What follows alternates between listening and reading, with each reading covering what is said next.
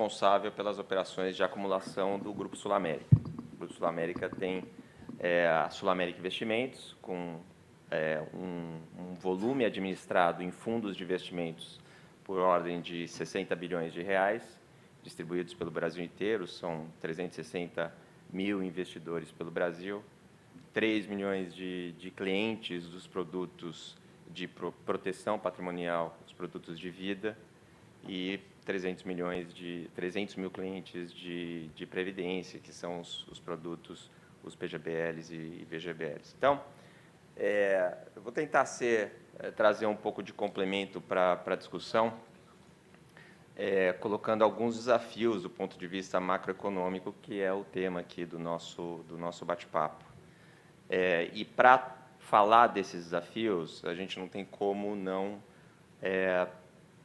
trazer um pouco a visão de política monetária dos Estados Unidos, né? A gente vê aí o mundo inteiro fazendo um processo de aperto monetário, alguns um pouco mais avançados, outros ainda num processo de aperto, e a gente vê toda essa discussão de política monetária americana, a taxa de juros para nesse patamar de 5%, sobe um pouco, para o Banco Central buscar lá aquele patamar de 2% de inflação.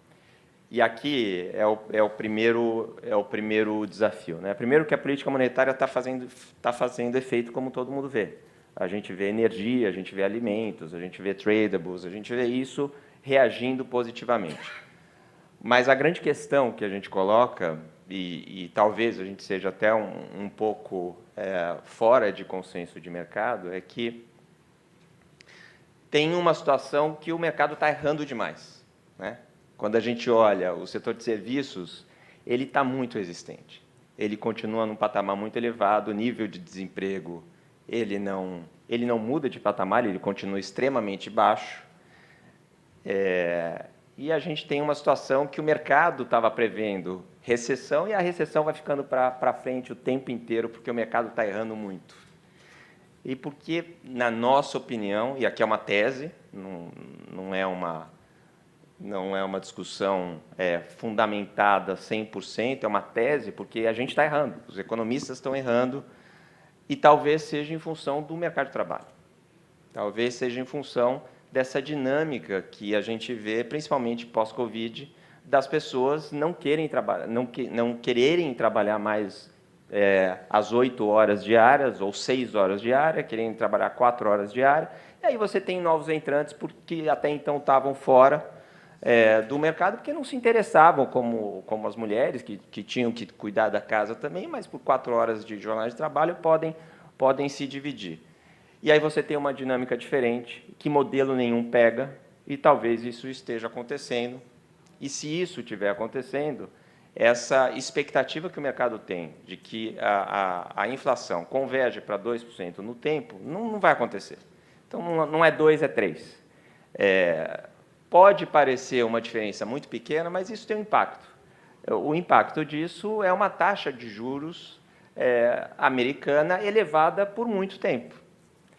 Ou muito mais tempo do que o mercado está esperando. E quando você tem essa situação, obviamente, os modelos vão ter que sensibilizar, e você tem aí um impacto relevante, principalmente para o mercado de capitais. Então, esse é o pano de fundo dos Estados Unidos. Eu não vou falar de China, a China já está num processo totalmente diferente de afrouxamento, tentando estimular, não vai para o lado da infraestrutura nem da construção civil, porque já foi no passado e já está exaurido, está tentando de todas as formas. Mas, quando a gente chega aqui no Brasil, a gente tem uma situação que, assim, no curto prazo, é muito positiva. A gente tem um cenário, como a política monetária começou há muito tempo nesse processo de aperto monetário, estamos na bica aí de começar o afrouxamento. A gente não sabe se vai ser 0,25 ou 0,50, mas a gente está na bica, e se não tiver ruído, pode ser 0,50, se a gente não tiver essa bateção de cabeça que a gente teve no passado recente entre governo e Banco Central. Mas a gente pode ter aí um cenário, pelo menos de curto prazo, um cenário muito positivo, uma janela positiva para a dívida, uma janela positiva para IPOs e follow-ons, e que o mercado está precisando, né? A gente que trabalha na indústria de fundos, A indústria de fundos migrou fortemente nos últimos 2 anos para a renda fixa, comprando, carregando o título público, principalmente pós-fixado, e não estimulando a economia real, né? Saindo de crédito, principalmente por conta desses eventos mais recentes que a gente teve, e reduzindo drasticamente posição em renda variável em ações. Então, pouco estímulo, e a gente precisa desse período, ainda que seja de curto prazo, para poder ver a economia avançar mais também via mercado de capitais. E por que eu falo no curto prazo? Pelo menos no curto prazo. Porque aqui a gente tem um desafio que, se no mundo, na principal economia mundial, que é a economia americana, a gente vai ter uma taxa de juros mais alta por mais tempo, e o Banco Central, na ata que divulgou recentemente, já sinalizou que juro real neutro no Brasil não é 3, não é 4, é 4,5%. Juro real neutro de 4,5% com inflação, vamos colocar aí, de 4%, a gente está falando de uma taxa de juros de 8%, 9%. Tem muito espaço para cair do que é hoje, mas é 8%, 9%. Então, a gente vai viver ainda um período de renda fixa. E, para esse período se encurtar, a gente vai ter que fazer todas essas reformas que foram ditas aqui e que ainda estão por vir. Tem muita coisa que precisa ser feito também do ponto de vista de produtividade, para a gente ver um patamar totalmente diferente.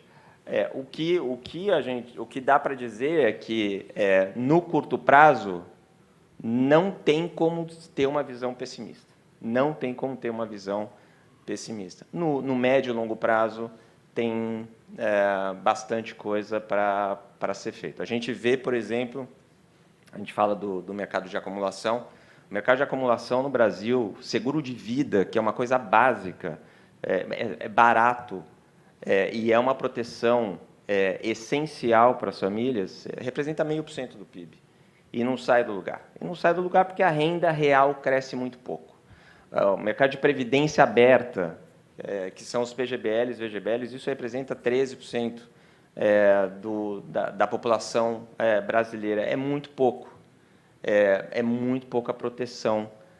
E a gente só vai ver isso na medida que a gente consiga avançar com as agendas. A gente falou um pouco aqui de sustentabilidade, e eu não posso também deixar de mencionar todos os esforços que a gente vem fazendo na Sul América Investimentos nessa agenda ESG. O processo ESG, na decisão de alocação de capital, ela está presente na Sul América Investimentos desde 2011, quando a gente virou signatário do PRI, e depois a gente avançou com a agenda em métricas individuais e compensation, inclusive, dos portfolio managers na avaliação e alocação de capital. Hoje a gente tem o maior fundo de crédito ESG do mercado. Desses 60 bilhões que a gente administra, 15 bilhões são ativos de crédito, e uma boa parte desses 15 bi estão alocados na estratégia ESG, que é um filtro que a gente faz para alocação em emissões de crédito privado em empresas que têm boas práticas ou uma boa agenda evolutiva de ESG, e essa é uma agenda que veio para ficar, não porque ela é bonita só, mas porque ela gera resultado. Aquela visão de que você ter uma visão de sustentabilidade, você escolher entre uma visão de sustentabilidade e retorno e geração de alfa para os investidores, isso ficou há muito tempo para trás, e os números mostram isso. Então, de novo, eu queria agradecer ao convite, parabenizar pelo evento, e a gente fica à disposição aqui. Muito obrigado.